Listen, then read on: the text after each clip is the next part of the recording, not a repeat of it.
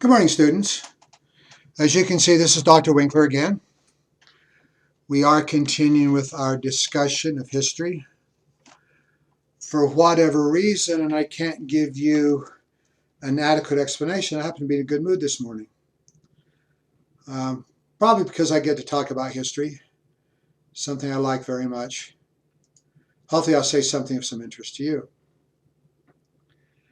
This lecture, I believe I would have normally given to you on April 16th. So we're advancing a little bit as far as the course is concerned. And we're now talking about one of the more challenging, one of the more difficult, one of the more painful experiences in modern history. And that happens to be the Second World War. The cost of this war in human lives is very, very hard to measure. Many years ago, they were talking about 40 million dead. And then there was a discussion among historians that, well, it's probably 35 to 55 million dead. One of the problems with this is how do we judge the number of people that died in China? And I have seen a wide spectrum of estimates on the number of deaths. 10 million, 20 million, maybe even more than that. Going back in the day, I remember when we were estimating maybe 20 million Russians in the Russian Federation, Soviets, actually died during the war, or because of the results of the war. Taking a look at that, it's 20 million, it's a very, very large number. But when the Soviet Union collapsed around the year 1990, and Western historians had more access to the Soviet archives, or the former Soviet archives, what we see now is a larger increase in estimates. I've seen an estimate of 28 million. I've seen estimates of actually over 30 million, 32 million. Whoa, I'm not prepared to say exactly which is the most accurate. Can we fairly say an estimate might be a fairer estimate rather than talking 35 to 55 million, might be considerably more than that?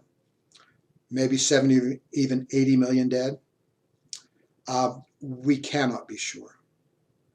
As far as human disasters are concerned, in terms of destruction and total numbers, the Second World War is probably only comparable to the First World War. But the Second World War is clearly much worse. Well, we can talk about war in a number of aspects, one of which is the morality of war. Sometimes people say perhaps that is a contradiction in terms because war is inherently immoral.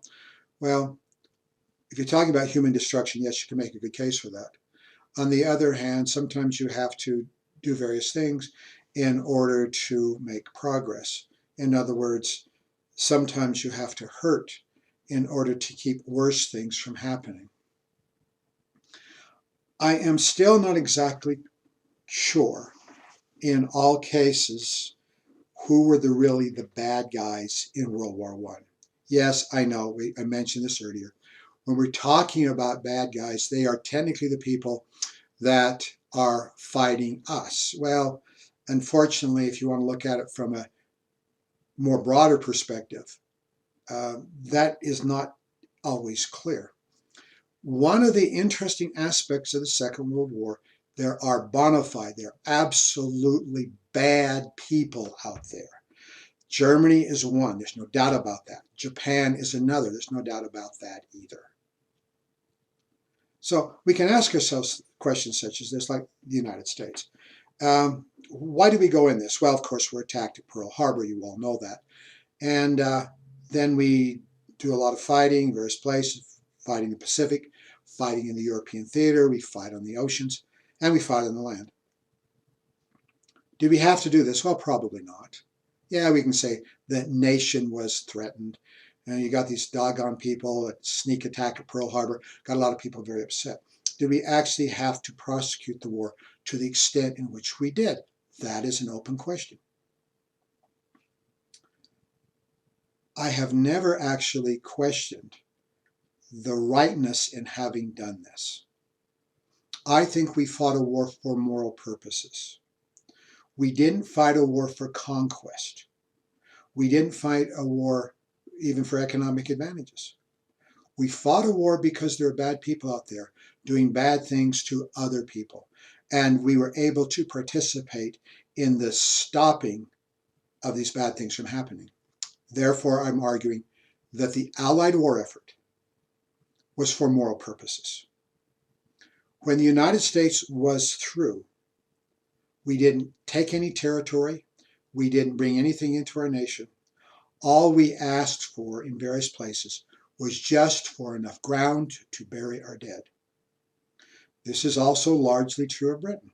Yes, at the end of the First World War. It is embarrassing, I think, to the history of Britain.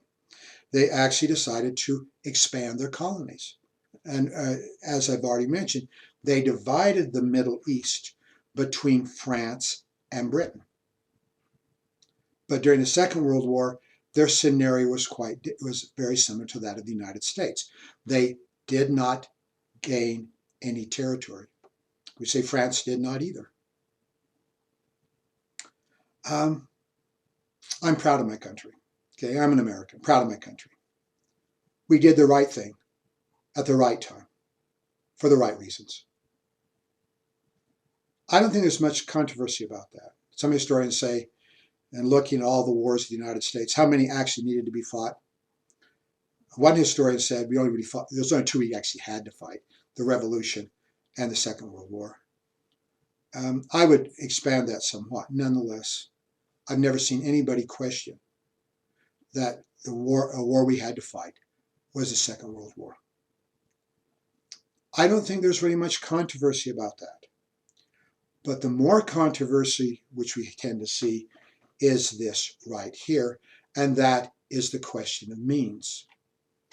Did we do this in a manner which we had to do it? Or were we somewhat like our enemies that were excessively brutal and did actions that were unnecessary? We'll talk a little bit about that as we discuss the war itself. This is the level of the controversy. Let's go down. Let's see, we're going down to page 14 in your study guide. I already introduced this question. Let me introduce it again. And that is the question about, do people want to go to war? And this distresses me a little bit. Sometimes people say that human beings are natural killers. Sometimes they say we really love this kind of thing, that all true Americans want to get out there and show your mettle. All people from your country want to show your courage to dominate other people. And they go so far as to suggest people like to kill. I do not agree with those kind of things. I think people are naturally peaceful. I think the greatest accomplishments in human history is, in fact, our willingness to cooperate with each other. We're natural cooperators. We're not natural killers. I bring this quote to your attention to see what you think of it. There was a man by the name of Hermann Goering. Hitler leads Germany during the Second World War. Can we say his next in command, his right-hand man, in many things he did, was Hermann Goering. Hermann Goering's official position was the head of the Luftwaffe. He's head of the German Air Force. And he was the top Nazi that was actually captured at the end of the war. Hitler killed himself. Goebbels, the propaganda minister, also killed himself. There were other people that were caught. Few people slipped away. Of all the important Nazis that were caught, Hermann Goering was the most important of them all. He worked with Hitler starting in the 1920s. He's involved in pushing out other peoples. He's involved in arresting people. He is involved in bombing civilian targets. He's involved in expanding the German war machine to various areas. He's an ardent Nazi, and he's not a nice man. Well, he has an opportunity, at least we have an opportunity, since he was captured in 1945, to talk to this man, And in the nature of speaking with him, he we can get an insight, shall we say, into Nazi mentality and Nazi thinking, probably better than was available if anybody else was available at that time. Well, the guy's an ardent Nazi. He knows he's going to be executed. Okay, they're not going to let him off, so he makes a little propaganda. He shoots his mouth off. But when he was asked, "How do you take a nation into war?" he answers in a manner that is really quite obvious as we think about how many nations go to war. Let's take a look at him. Do people want to go to war? Of course they don't want to go to war. Of course the people don't want war. Neither in Russia, nor in England, nor in America, nor for that matter in Germany. The ellipsis right here means I took out part of the quote. I did it as a matter of space. But at this point, he's essentially saying, why would a man want to go to war when the only good outcome from that would be to survive and come home in one piece? That's all you can possibly attain. How do you motivate a person under the circumstances? Okay, let's go on with the remainder of the quote. The people can always be brought to do the bidding of the leaders. That's easy. It is easy. You see this in other scenarios. All you have to do is tell them they're being attacked. And in the case before the invasion of Poland in 1939, the German Abwehr, the spies, got a hold of a bunch of Polish uniforms. And some Germans had died in hospitals, some young men, various reasons, probably cancer and others. And they dressed these corpses in Polish uniforms and dumped them on the borders of Germany. So this was a propaganda ploy. It's a bald-faced lie. However, they're stating that Poland is attacking Germany. So, okay, all you have to do is tell them they're being attacked and denounce the pacifists for lack of patriotism and exposing the country to danger. It works the same in every country. The nation's under threat. Often when the nation's under threat, you're willing to do with less rights because in this crisis, you need to come together, support the nation for our common defense. It works in every country. Going back to the idea, do the Germans want this war? There was an American American media man, radio and newspaper, named William Shirer, and he was living in Germany in 1939. Now, as you know, the outbreak of the war in 1939, America was neutral, so nobody's bothering him, though. Of course, a lot of people would realize that America had more in common with Britain and France. Maybe not would be a trusted ally, but on the other hand, since the United States is not technically belligerent, they leave him alone. So, and he talks about the outbreak of the war. He says everybody's upset. He gets in a taxi cab, driving around, and the driver is upset. What's going on? Why is this happening? And people on the street are upset. In the early years of the war, the first 2 years primarily, Germany is successful in many operations. And Hitler tried to bring back some of the troops to say to the German people, they would greet them with, shall we say, wild enthusiasm. They actually did this when Hitler took Austria. We're bringing the Austrians in. It was largely a bloodless success. And people were happy to greet the troops when they came back. This is true when the Germans went into the Sudetenland in late in 1938, that the people greeted the troops as they returned.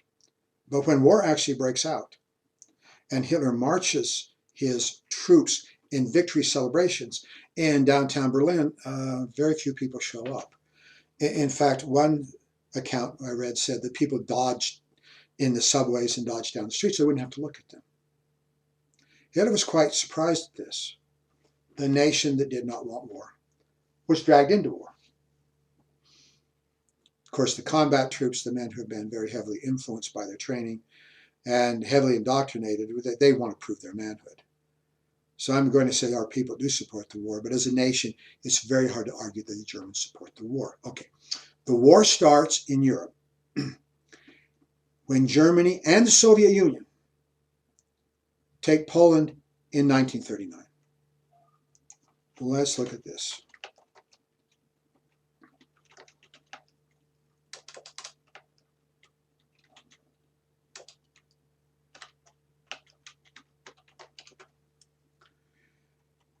So we get images, maybe get a map.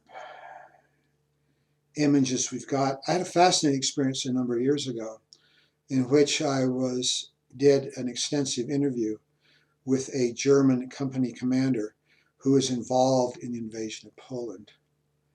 And obviously he was well-trained, enthusiastic. And he said, however, when they drove back to the cities, they saw the Polish women standing out in the streets to look for their husbands. They should have been returning, but of course, many of them were either killed or captured. So they did not return.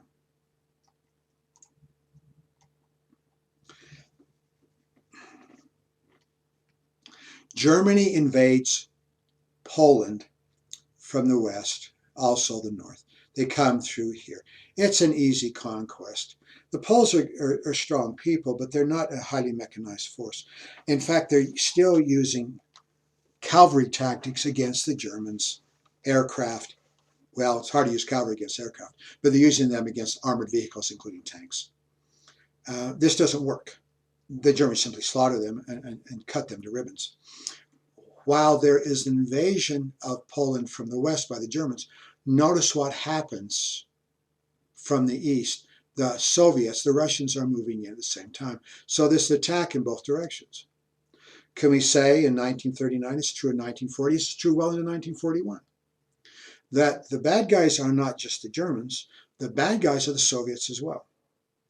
One of the reasons why I'm making a deal over this is that starting in 1941, both Britain and the United States are trying to make an alliance with the Soviets in order to get your forces in cooperation to beat Nazi Germany. Can we say, however, that this is probably a challenging scenario?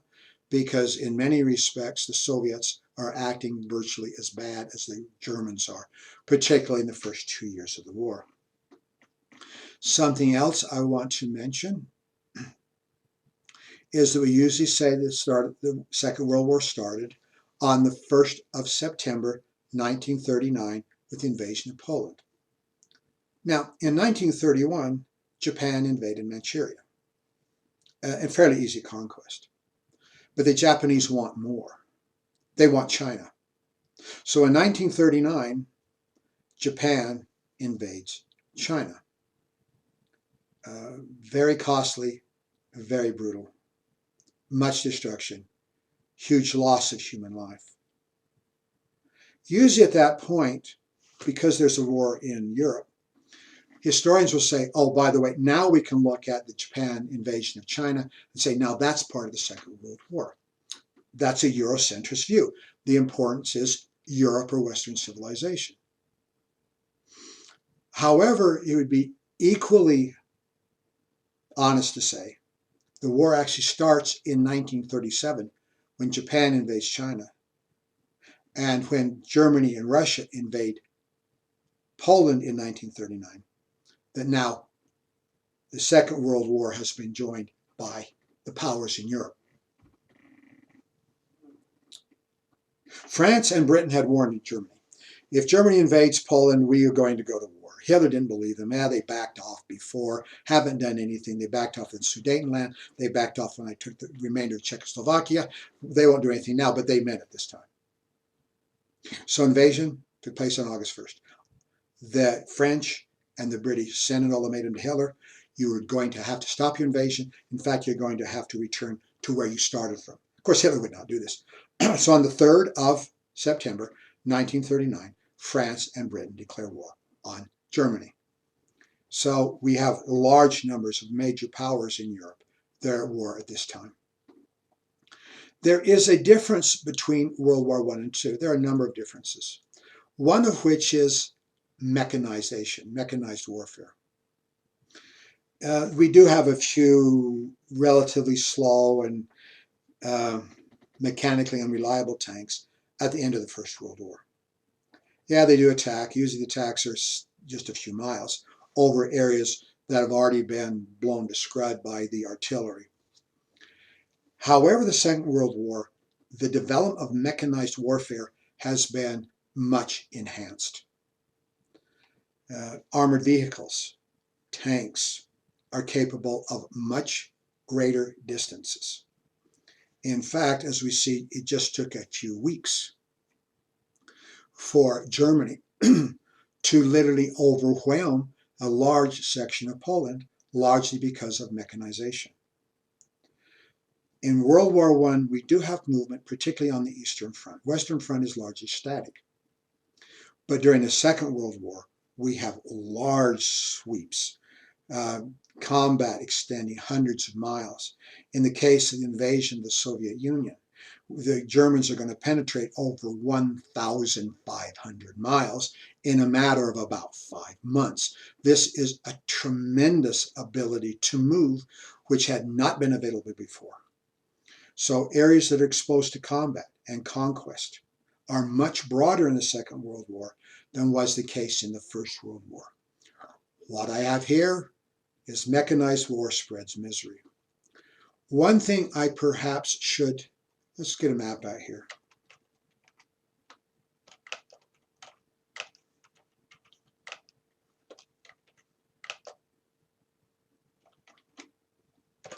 Let's get World War II in Europe if we can find one. Okay, which one works? To a certain extent, this is helpful. Germany starts invading the Soviet Union from central Poland in 1941. Romania comes in as well. Bulgaria comes in as well. And unfortunately, this map is not as broad as I would like it to be. And I just lost my map. I would like to show you a broader sweep of where the war actually took place. Maybe this is a little bit better. Obviously, World War I fronts are here and here and here, largely. Now you see the distance involved and the sweep involved and the penetration involved. And down here in North Africa, though there's not a great deal of population, a lot of this is rocks and sand, but you can see that hundreds of miles are involved in movement of troops. The Germans going in this direction, the British counterattacking, the Americans coming in here. So the extent of the war is quite dramatic. One thing in reviewing this, what I should have thought of, is actually the air war as well. We'll come back and talk more about that. But can we say the air war spreads misery? During the First World War, aircraft simply were limited in their range. They were also limited in their ability to carry ordnance, in other words, bombs. In the Second World War, aircraft, bombers, have much greater range, and they carry much more ordnance, much more bombs. Therefore, they can go great distance and do great damage. An example of this in the European theory is that some of the Hitler's oil and Romania's oil, Bulgaria's oil for that matter, is up here in Romania. These are called the Ploiești or Ploiești oil refineries, oil fields.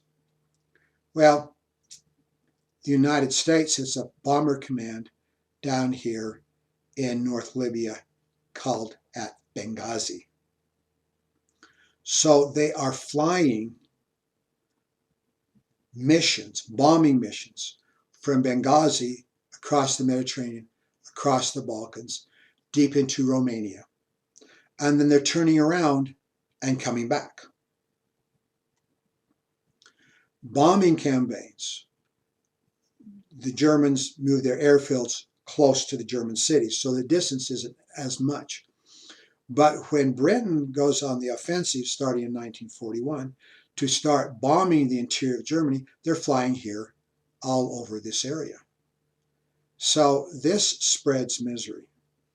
Perhaps our best example, let's see if I can get a map on that one, in taking bombing in large distances is the bombing of Japan.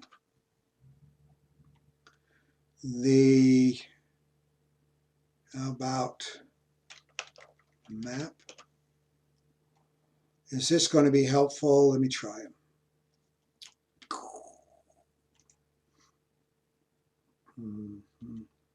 The Americans in 1944, I probably can't see it on this map, took 3 islands in the Marianas, which is Guam, Tinian, and Saipan. And in Guam, Tinian, and Saipan, they established the American B-29 bomber, high altitude, long range bomber, the biggest single bomber that was deployed during the war. I'd like to get you a little bit more detail, maybe I will not succeed. And in doing so, they flew, and sometimes the round trips could be really quite impressive. They're down about right in here. You would fly a combat mission from these islands up, bomb various areas in Japan, and return and fly back in a single mission. Once again, this is well over 2,000 miles, and it's probably closer to 3,000 miles as we look at both going and coming. So the ability to spread misery, both by mechanization and mobility and the use of bomber forces, is very much enhanced during the Second World War. Okay, what happens? Well, initially, Germany has an ally over here. Initially, Russia's an ally. So Hitler can turn his attention to the West. In other words, we have a relatively small British army, about 10 divisions, and virtually over 100 French divisions right here to meet his forces. He does not have a numerical superiority, but he does have a technical superiority. France has good tanks, but the Germans have heavier tanks. France has good tanks, but they're used to support the infantry. The Germans have worked on another means of warfare, and that is the heavy armored column going very rapidly. The Western press calls this the Blitzkrieg, the lightning war, being able to punch through an area of the line, send large numbers of tanks and armored vehicles in to roll up your enemy's positions. The French are incapable of meeting this threat. Starting in May 1940, the Germans punch through right here. They literally roll up the French army. They force the British army to retreat to a port of Dunkirk, where these men are removed in quite a stunning operation. They're removed to Britain, and they can form a cadre and keep the British forces numerically strong, so they can eventually go on the counterattack. So who's left? Starting in 1940, June, takes 6 weeks to knock France out. So starting in June 1940, Britain is alone. And we have one of the more stunning examples of a nation at arms, a nation being courageous. The German bombers come over in a series of raids from 1940 to 1941, known as the Blitz. The Germans kill about 40,000. The Germans kill about 40,000 British civilians, and they do heavy damage to the big cities.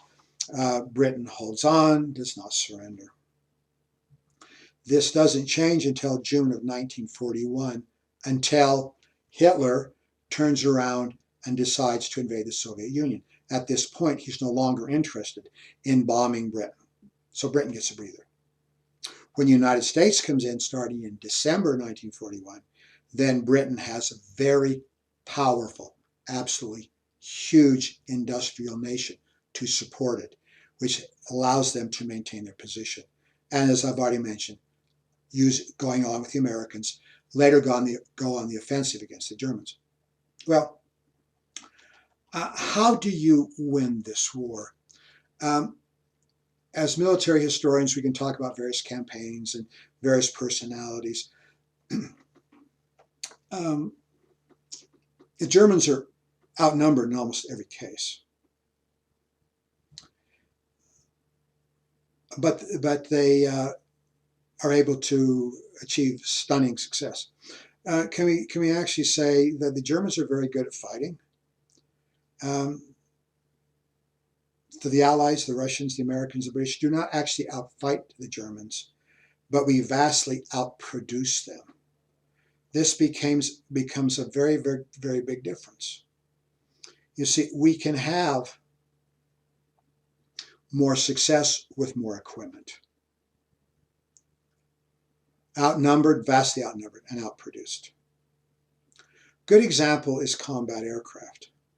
Yeah, we do talk about the technical expertise the Germans had during the war. It is impressive. On the other hand, we have the best aircraft in the war. We have a technical superiority both in bombers and in fighter aircraft. The best fighter aircraft, the best bird in the war, was the P-51 Mustang, the American combat aircraft. It is superior to anything the Germans were able to put in the air. So technical superiority and also productivity. In January 1943, at the conference in Casablanca, that's down here in Morocco, in Casablanca, Winston Churchill and Franklin Roosevelt, President of the United States, met for a conference on actually how to proceed with the war. And there was a discussion on where to invade and where to move. The British pretty well got what they wanted, but Roosevelt did a little bit of shooting his mouth off. And in fact, he said, the United States will provide the materiel. Materiel means ships, means tanks, it means aircraft. Enough to defeat Germany and its ally, Italy. And he says that we'll produce as much as we can. Well, the press gets after him in this announcement. Well, what do you mean? Can you give us numbers? And he said, look, we'll produce 50,000 aircraft a year. Oh my goodness, 50,000 aircraft a year? Oh my goodness. Winston Churchill's embarrassed these Americans, you know. Why don't you make up numbers? Even the Nazi propaganda got a hold of this. The Americans, they think they can do anything. Okay. Production aircraft, 1943, 45, 44, and 45. Of course, the war ends in mid-1945, so the production of the aircraft grinds down dramatically. However, in the period of the war, the Americans do not produce 50,000 aircraft. Quite frankly, the Americans average over 60,000. In 1944, the United States produced over 90,000 aircraft. Whoa. Who believed that that was possible? And once again, it's high quality aircraft. The workhorse of transportation during the Second World War was the C-47. It's the DC-3, which has been converted to military use, and it's a very good, strong, durable plane. It can carry a lot, and it can carry a lot over long distances. So everything we do is very, very good in this case. At the same time, the Germans are producing about 35,000 combat aircraft. That is very impressive. But look at the numbers. We're not talking about what the British are producing. We're not also talking about the Russians are producing. 35,000 from Germany is very impressive. But to meet what the Allies can throw at them, this is simply insufficient. The Americans produce more tanks than the Germans do as well. American tanks, and let's be fair, are inadequate. The Sherman was the backbone.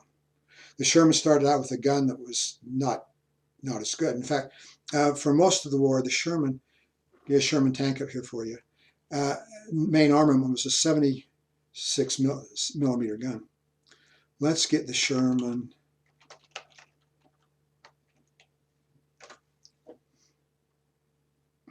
The Sherman tank, give you some images of it. The old workhorse, it's high, it's got a high profile. It's about 10 feet high.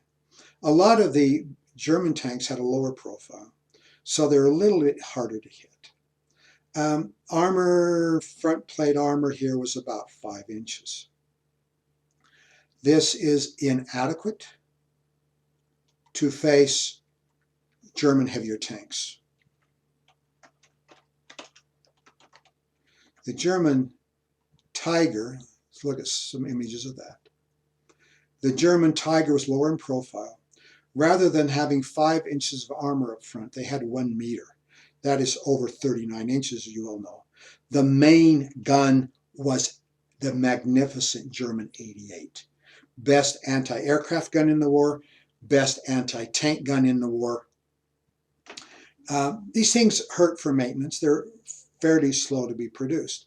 The American Sherman can be produced more rapidly. That's one of its big advantages. But the only way a American tank could take out a German tank was not hit it in the front. The armor's too thick. You had to hit it either in the side or the back where the armor was thinner, because the American gun would not penetrate the heavy armor. What would happen if you take the American guns and fire this against the German Tiger, the round would come in and go bing and bounce off. In combat, one other thing about the German 88. In combat, the German 88 shell would not only penetrate the 5 inches of armor we see right here, but in many instances actually go through the tank, come out the armor on the other side. In combat, for every German Tiger that the Americans knocked out, the Americans lost about 5 Shermans. But since we have such large productive capability, and our allies, the British as well, this is enough to make sure the Germans are actually heavily hurt. Well, so Germans do have some good equipment, but our equipment is very good as well. We vastly outproduce them. Let's pick on Japan. During the war, Japan manufactured about 200 ships. That's fairly impressive. To fight the Americans. Also during the war, the Americans produced over 2,000 ships, combat vessels, aircraft carriers, cruisers, destroyers, and battleships. Well, we're talking numbers roughly 10 to 1. Obviously, the Americans are going to have enormous advantage. Well,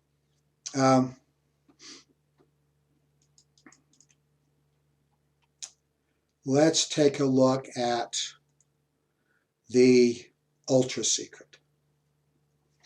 Back when I was first reading about the Second World War, historians were saying, we had a pretty good idea of what was going on from the Germans, but we really didn't have the mechanism. We didn't really understand what was where it come from. And some people say, well, there must have been a spy, a very effective spy, about whom we know nothing, that was able to get information. Well, I'm not sure we know everything about the Allied spies that were operating in Germany, but in the 1970s, 30 years after the war, when the information was declassified, that we revealed that both the United States and Britain were reading the German codes. The German had, and I don't have it up here, they had a very, very technical encoding device, and it's called the Enigma machine.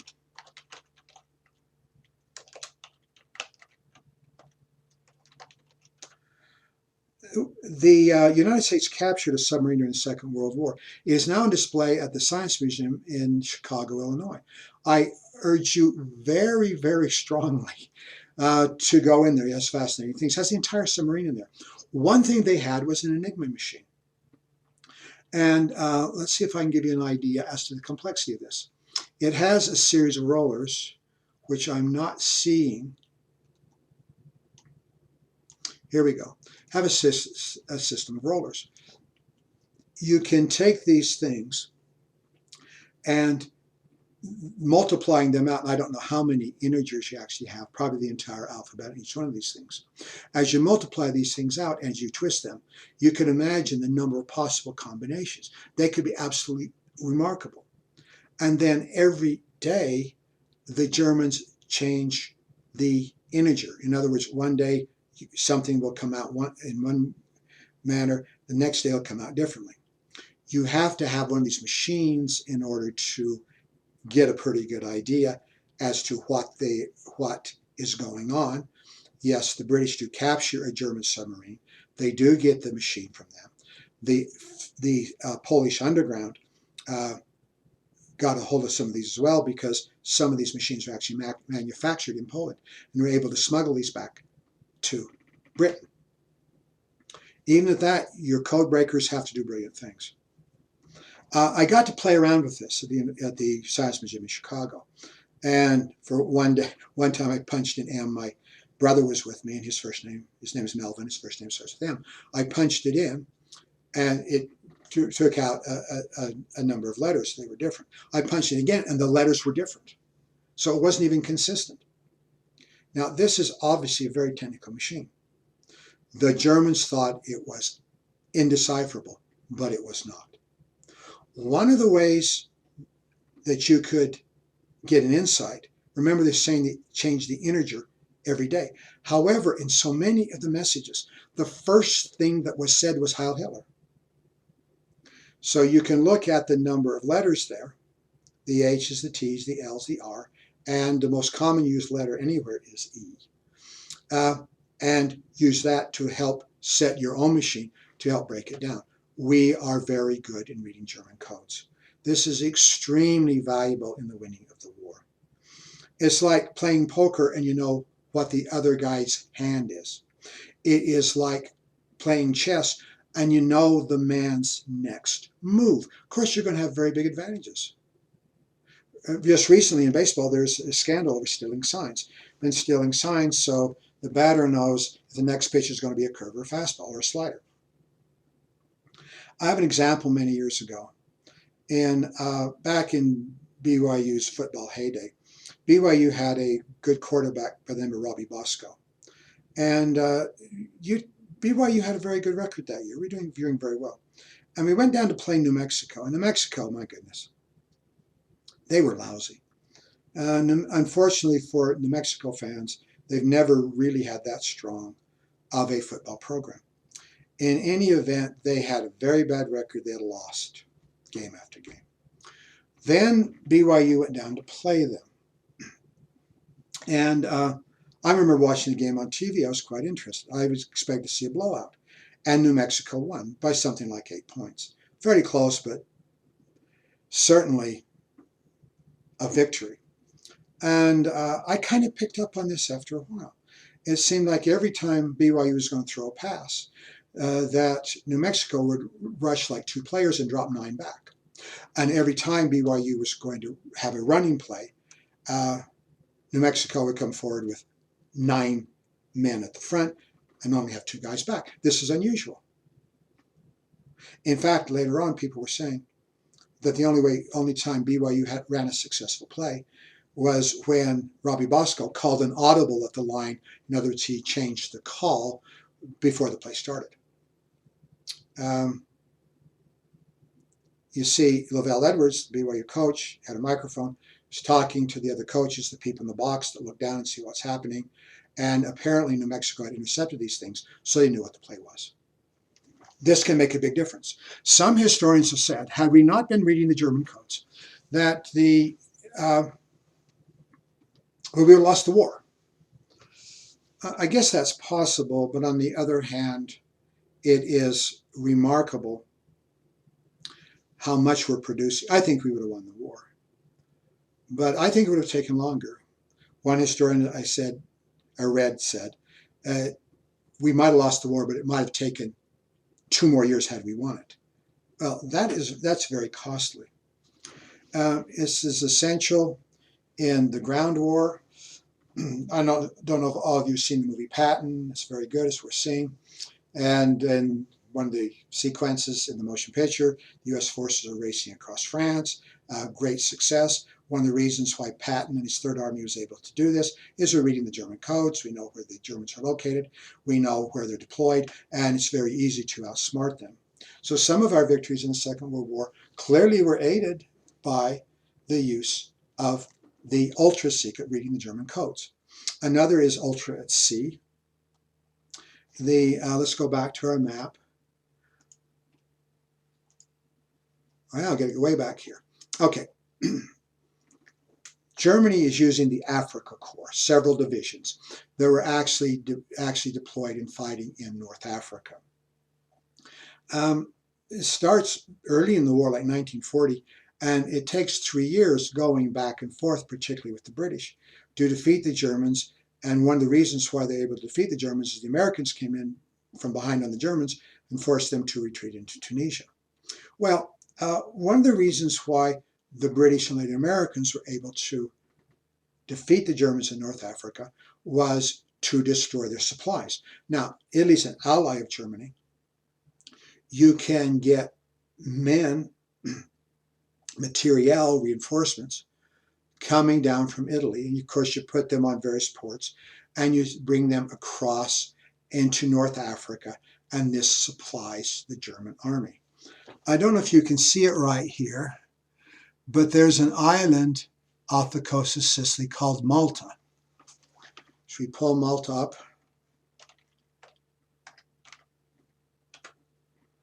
And give you an idea where Malta is.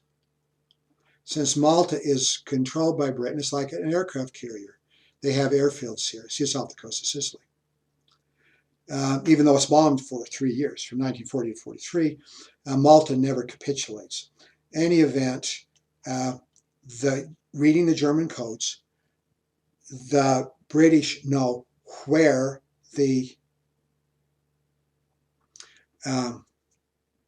Germans are, Italians I should say, what ports they're leaving from when. Now, of course, they want to sneak across at nighttime so they can't be spotted. But anyway, they know where they're coming from, they know where they're going, know the route they're going to take. So what you do is get a stooge like Lieutenant George. Lieutenant George, yes, sir. We want you to do reconnaissance, let's say, right out here. Yes, sir. So he goes up with these reconnaissance aircraft. He's flying around and he looks down and goes, the fleet, the Italian-German fleet, remarkable luck. I happen to see it. So he gets on the horn, radios back to Malta and says, I have seen the German fleet. And now they send out the bombers to blow it sky high. Well, why do you even go with this farce of sending Lieutenant George out? Because when you do that, the men in the ships look up and say, oh, sir, look up. There's a reconnaissance aircraft. My goodness. Those people are so doggone lucky. They keep sending their reconnaissance aircraft the right place and spotting us. Now, there's not an awful lot of luck involved in this case. So this is a big factor in the victory in North Africa. Another issue is ultra at sea. When you have people, when you have convoys coming across the North Atlantic, largely from the United States and Canada. The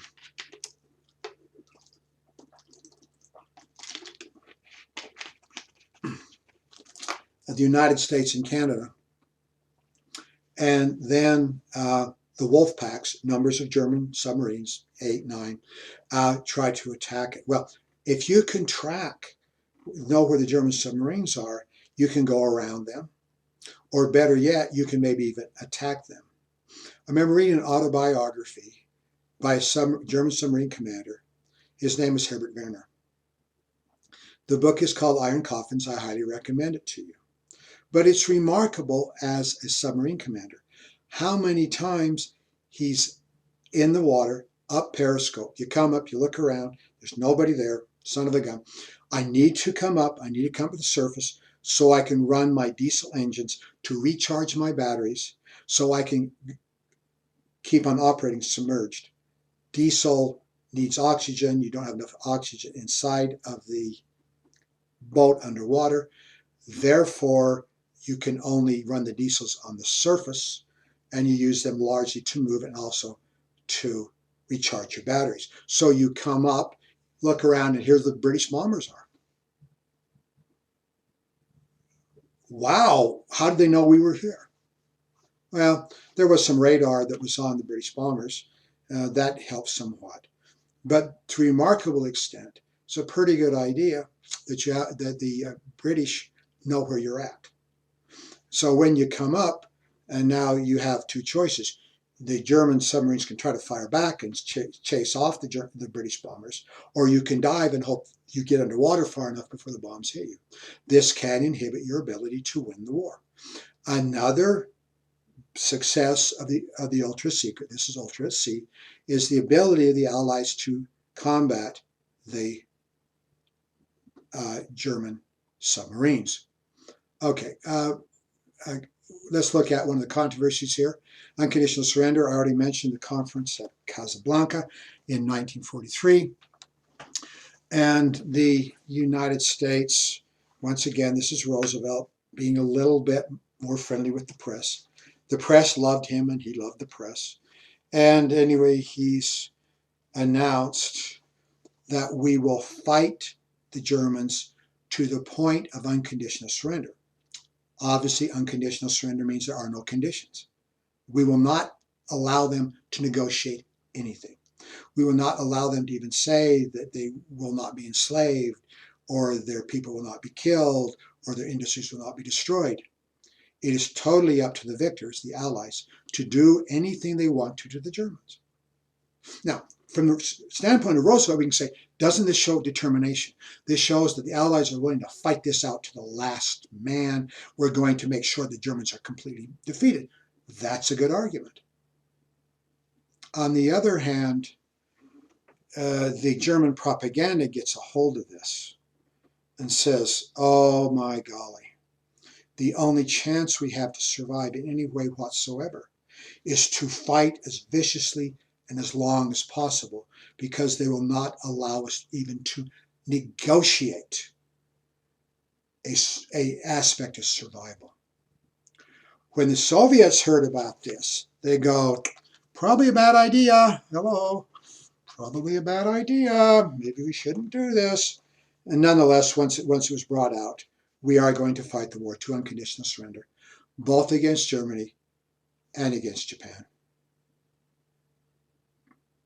Incidentally, when Japan surrenders to the United States, it is an unconditional surrender with the condition that the United States will not hurt the emperor. President Truman responds, yes, it's unconditional surrender, but yes, we will not hurt the emperor. So it's an unconditional, conditional surrender. I digress. Ground war. Okay, largest human conflagration of combat in the history of the world. The ground war is enormous during the Second World War. Let's see if I can get a better map. Can I get that bigger? I doubt it. Okay. Thank you very much. Not big enough. Is that one bigger? I guess any one of these will technically work. What are Hitler's war aims? Well, we can look at him like a Napoleon. I want conquest. I want domination. I want to be able to celebrate my victories. Well, yes, all that's involved in Germany's war effort. But it is also a big issue. What Hitler says he wants is living space.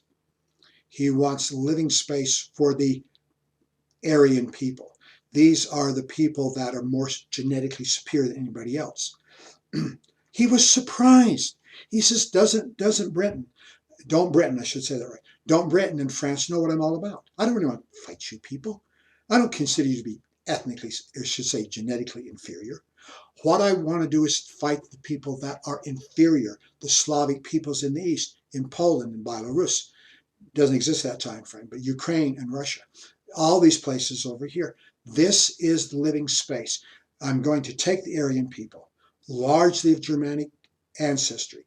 I'm going to take these people over here. I'm going to enslave the Slavs. And a lot of these people are going to die, of course, but they're going to serve the master race. And now the master race will be able to achieve its destiny to dominate at least large sections of the world with their superior nature, their superior genes. That's what he's about. So everything else here is a sideshow. What he wants to do is conquer the Slavic areas, Poland, and the Soviet Union. He doesn't want to wait too long. Even though Britain has not been knocked out, he thinks they're virtually too weak to make much difference. Besides, he thinks he can knock Russia out of the war entirely, literally within a matter of months. He's not the only planners that think so. In fact, the British, when the Germans do attack the Russians, starting in June 1941, that the British say it'll be over in 3 to 5 months. Then we'll be back where we were before, facing the Germans alone. A great surprise to Germany, a great surprise to Britain, a great surprise to virtually the entire world. Not only did Russia hold out, but they're able to gain this enormous victory. Well, in the initial attack, June 22nd, 1941, the Germans and their allies, we're talking Romania and Bulgaria primarily, there's a couple of Italian units in a brigade from Spain, but it's largely German. It's 190 combat divisions. Whoa. And initially they deploy against 390 Russian divisions. This is a huge amount of manpower on both sides. Of course, this is just the initial deployment. The war is going to last for 4 more years. In the meantime, of course, there'll be more German divisions, which will be organized. There'll be a lot more reinforcements set to support the German units. This is true of the Russians as well. They're going to get more units, and they're going to reinforce the units that do exist. This is huge. Well, we can talk about the war. We did mention a few other things like the fall of France, a little bit about the North African campaign, which quite frankly add up to very little. What is important is all of this. This is what decides the war. And this is an enormous slaughter. Remember, I said that years ago we would argue that maybe 20 million Russians, troops and civilians, died in the war. Now we're talking more than that. In some cases, 10 million more than that. The cost is enormous. Why would I say that this is the front that decides everything? Let's look at the other fronts. Britain gets most of its army back across the English Channel in 1940, where they sit for 4 years until 1944. Famous invasion, June 1944. The Americans, Canadians, and British attack across the Channel in what we remember as Invasion of Normandy or the D-Day invasion. Let's look at the war a little bit earlier, however. The Africa Corps, the only other place that Britain is actually fighting the Germans, a few islands in over here as well, but in reality most of the fighting is taking place in North Africa. We're fighting several German divisions. With the aid of the Americans, the British push the Germans back. The Americans come in this direction. And in May 1943, the Germans realize they have no chance of holding out.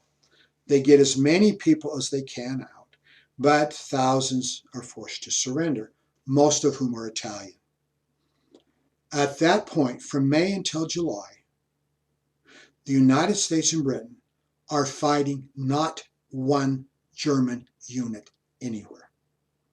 In July 1943, the United States and Britain invade Sicily. Britain comes in on the right, the Americans come in on the left. Initially, the defense of Sicily was with 2 German divisions. Later on, they're reinforced with a few more and about 4 German divisions. While the Germans are heavily defeated here, they're able to withdraw their surviving men over to Italy and are able to help in the defense of Italy. But the Sicily campaign roughly runs from July until August 1943. Remember, you're fighting, what, about 4 German divisions.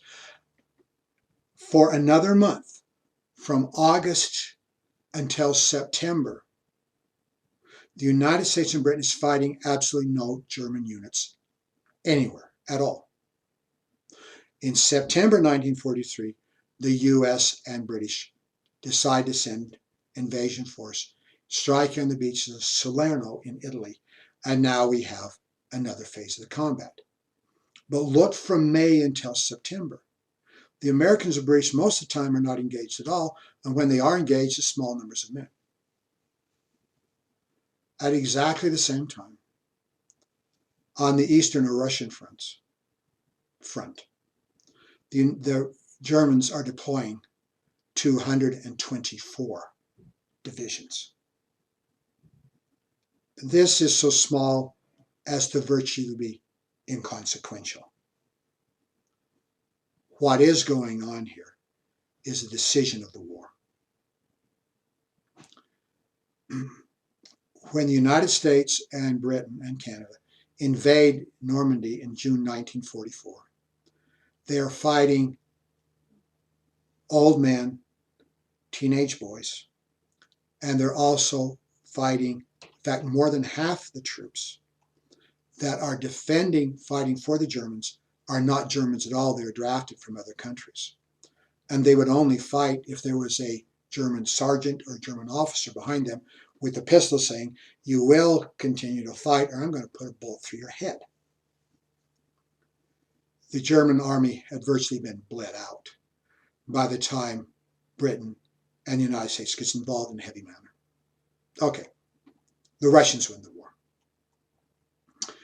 Ground war, air war. Another controversy. We call this strategic bombing. Strategic bombing means you're making war against the totality of your nation. While Russia has a very large bomber fleet, they use it almost exclusively to bomb German combat troops over here. Since there are so few British and American combat troops involved, largely from Britain, but later on in the war, you actually do get some bombers flying into eastern Germany that way. But we do have a large bombing campaign. One of the reasons why you do this is you want to tell the Russians we are engaged in the war. Yes, we haven't deployed our armies yet, but we're still fighting. And so you bomb and you try to destroy German industry. How well does this work? By 1945, the German industry is still producing at about 80 to 90% capacity. Yes, we will argue that the bombing did hurt quite a bit. In fact, it hurt some industrial bases. It hurt Stuttgart's tank production facilities. It was literally obliterated. I would argue that the German productivity went down, but nonetheless, German productivity remained very high. Remember, I said that in 1944, at the very height of the strategic bombing, we do have an example of the Germans producing a very significant amount of materiel. So actually, strategic bombing does industrial damage, but not as much as was hoped. And then after a while, the Allies start bombing positions, not to damage industry or infrastructure, but to kill people. Can we say, therefore, there's an overlap in strategic bombing? It does go into terror bombing, killing civilians. I have largely ineffectual here.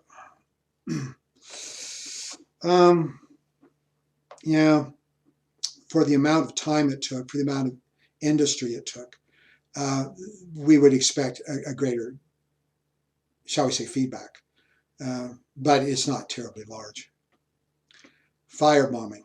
The British realized early in their bombing campaign that the use of percussion bombs is not a good way to kill human beings. And you can bust up buildings, but the human being can withstand an awful lot of concussion without being killed. A better way of killing people is fire. You burn buildings, you burn them down. And in doing so, you have a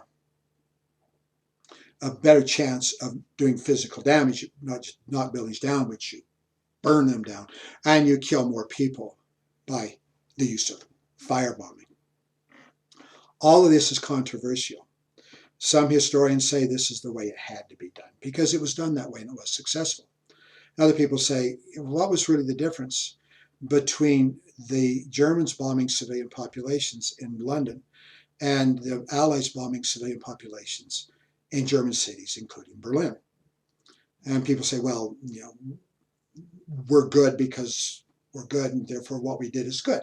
Well, the controversy is there, and you will find people arguing even yet on both sides of the discussion. Remember, I said about 40,000 British civilians were killed in the Blitz, the German bombing.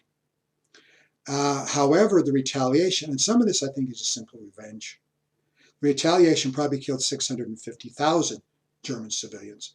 So the revenge was quite big, quite a bit larger than the actual initial damage. Here are some of the controversies. Dresden, very controversial.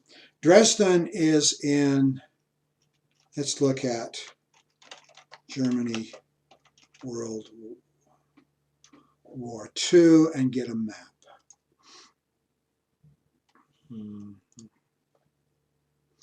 How about map?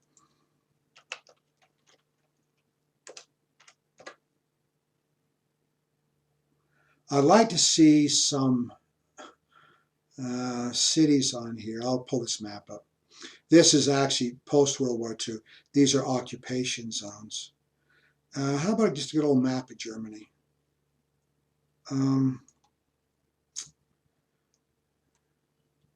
Occupation zone. Oh, well, whatever. Dresden is right down here. What had happened, this is February 1945. The Russians are coming through here. They are raping women. They're murdering little boys and babies. They're doing extreme damage. People are running away. Refugees are running. And they're running trying to get out of these areas and get back into Germany where they can be better defended. So Dresden is actually full of refugees. It's not a major industrial area. In fact, Dresden is famous for building porcelain. Strategic value might be the bridges across the river, but in a triple strike, the Americans and British in February 1945 hit this area with little strategic value, and remember, jammed full of refugees and killing. Back when I was first reading about this, they were saying loss of 136,000 people. Later, they were saying the loss of 100,000 people. Keep reading. Then they were saying the loss of 70,000 people. Then they were saying, well, when the Germans did a calculation, they actually did some counting, they find out they're missing 35,000 people. And more recently, see historians arguing 20, 25,000. I'm not sure which numbers are the most reliable. But can we say at least maybe this shook the Germans up, but probably not enough? Controversial, would this need to be done? Or did it not need to be done? Let's go back to Herbert Werner. Sometimes these people, some of the arguments was, well, we're doing physical damage. Maybe not as much as we'd like to. But in reality, we can break the Germans' will. If you beat them long enough, they'll quit resisting. We can make a contrary argument, and that is if you beat them long enough, they resist harder. Let's go back to Herbert Werner, the German submarine commander. And the German submarine commander is engaged, he's going to marry a girl in Berlin, he's home on leave from his patrolling the North Atlantic, trying to sink vessels, and he comes back here to Berlin the night before he arrived. The British had bombed Berlin again, and his fiancée was killed. He went to her apartment building, it was in ruins, and she was dead. Now, what would you do in those circumstances? Let's say that was you. And you say, oh, well, that's okay. Let's go out and surrender to the British now. No, actually, Herbert Werner has a completely different attitude toward this. He is in command of one of the most efficient killing machines that have been devised. The German submarines were quite remarkable. And he knows how to use them. And he knows how to kill. So he goes back out, and he's very good at what he does. Goes out and starts knocking down and killing a lot of people by the use of his submarines. Just a little caveat, I happen to be from Tooele, Utah. And there was a man from my hometown by the name of Dean Barris. Dean Barris's parents were prominent citizens, and they're very well respected and well thought of. And he was killed he was in the Navy, the American Navy, and he was killed last few days, a couple of weeks of the Second World War, out in the North Sea. They did bring his corpse back. His grave is in the graveyard. The family grieved, and they gave money to the high school. For many years, for decades, they had what they called the Dean Barris Award. They would give it to the best athlete in a certain, best athlete across the board, and like football, the Dean Barris Award for football, and Dean Barris Award for wrestling, those kind of things, and very prestigious. Well, I finally found out this guy had been killed on an American vessel in the last few days of the war. At exactly the same time, Herbert Werner is with his submarine out in the, get a map here. Okay. Over here in the Irish Sea. It's entirely possible, in fact, I'm going to argue this likely, that Werner killed, not personally, but he killed Dean Barris. The war is lost by May of 1945. There's no chance. The Germans aren't going to be able to pull this out. But Werner is still out there killing. The last chance he's got. Okay. Did this mean the Germans would fight harder? Very likely. Another example is the firebombing of Tokyo. Tokyo was, it does have great strategic value. It is a manufacturing and production area. It is also the capital of Japan. In March 1945, using these heavy bombers, remember I mentioned the B-29s, big bombers, big capacity, big bombing capacity. Curtis LeMay, the head of the U.S. Army Air Corps, decided they were dropping the bombs too high up, and it gave them a chance to disperse somewhat through the atmosphere before they hit. So this time he's going to hit Tokyo at night. He's going to come in low, and he's going to have over 600 bombers that are going to come in and cut a swath right through Tokyo. Which book do you want to read? I have read books that said over 90,000 Japanese were killed in this one attack. Other books I've read said a better estimate might be 200 or 250,000. That's a lot bigger than Dresden. Did this cause Japan to surrender? No, it didn't. Japan's going to fight for what, another 6 months almost.